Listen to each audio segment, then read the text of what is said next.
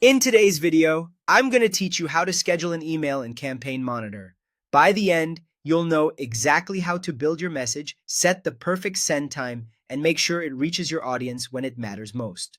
Start by opening your browser and searching for Campaign Monitor. Click the official result to head to the site and then choose Login.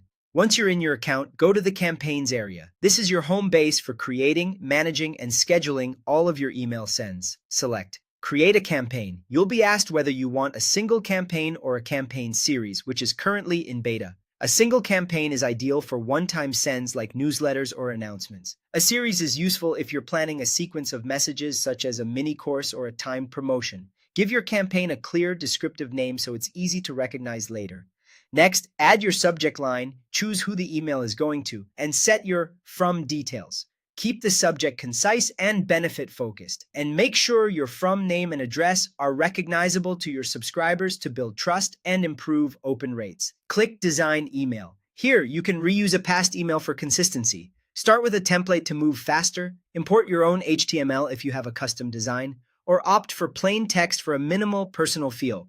If you use the drag and drop builder, you can quickly add text blocks, images, buttons, and spacers without writing any code.